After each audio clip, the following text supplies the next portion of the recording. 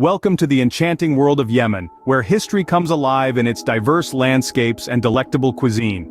First on our list is Sana'a, the oldest inhabited city in the world.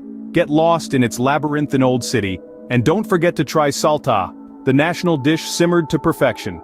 Next, we journey to Shibam, the Manhattan of the desert, its mud brick skyscrapers a sight to behold.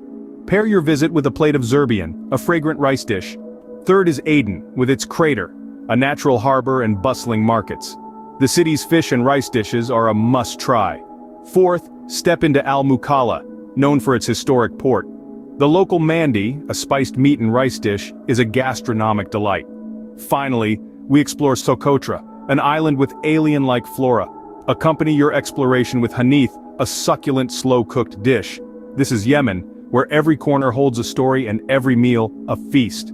Embark on this virtual journey and let the allure of Yemen captivate you.